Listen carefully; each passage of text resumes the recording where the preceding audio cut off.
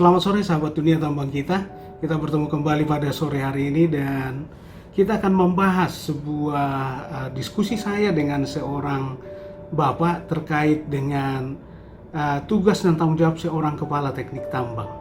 Nah, pada suatu hari saya menerima sebuah WA dari seorang sahabat dunia tambang kita yang berbunyi begini.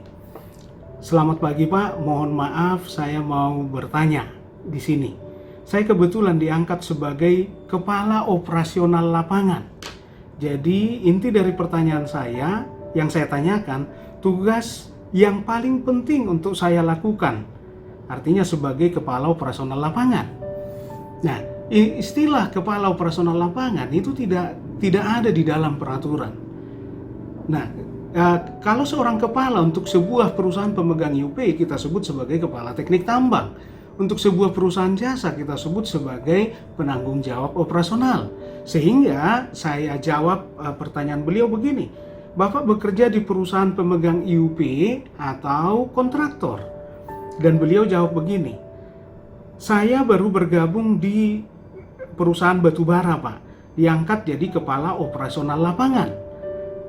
Mohon buat saran, buat nambah pengalaman yang harus saya lakukan dan seterusnya. Pertanyaannya disingkat-singkat dengan istilah-istilah seperti orang milenial. Saya kurang mengerti singkat-singkatannya. Intinya adalah saya baru bergabung di perusahaan batubara. Nah, terus saya jawab, bukan itu maksud pertanyaan saya Pak, saya bilang.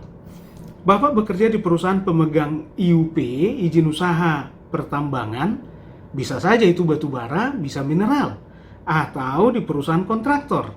Karena kalau jadi kepala di lapangan untuk pemegang IUP namanya KTT, untuk kontraktor namanya PJO.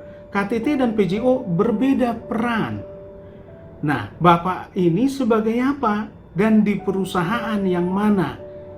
Nah, terus kemudian beliau jawab begini, iya IUP Pak, benar.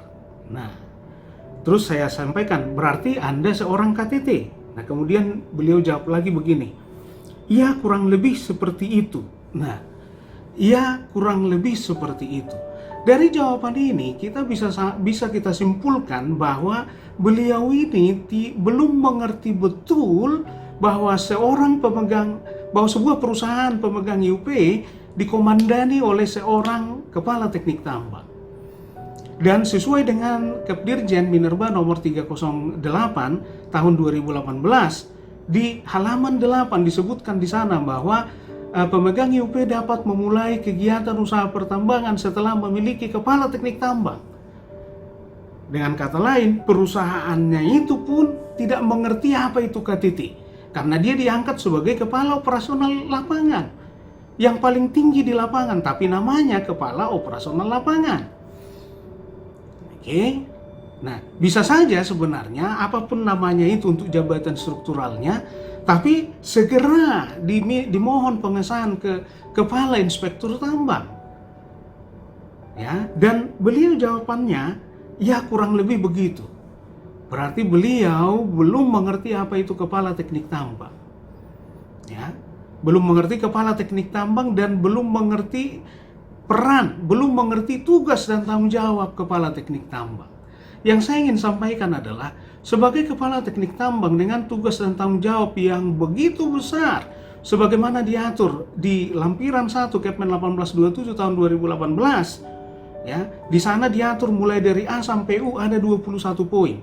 Itu baru lampiran 1, belum lampiran 2 yang misalnya membuat kajian teknis dan sebagainya. Nah, artinya maksud yang ingin saya sampaikan adalah tugas dan tanggung jawab KTT yang begitu besar, tentunya dibarengi dengan benefit dari perusahaan yang begitu besar untuk kepala teknik tambang. Artinya pasaran kepala teknik tambang sangat tinggi. Benefit yang disediakan oleh perusahaan juga sangat besar. Nah, yang ingin saya sampaikan sahabat dunia tambang kita, jangan terlena dengan benefit yang besar. Begitu kita mau atau bersedia menerima sebuah jabatan, itu bukan berarti kita hanya bersedia menerima benefitnya, tapi juga tugas dan tanggung jawabnya. Bagaimana kita bisa melaksanakan tugas dan tanggung jawab kalau tugas dan tanggung jawab itu sendiri tidak kita pahami? Bahkan jabatan kita tidak kita pahami sebagai apa. Jadi yang saya ingin sampaikan adalah jangan semata-mata melihat dari benefit. Benefit itu pasti mengikuti tugas dan tanggung jawab. Pasti mengikuti kinerja.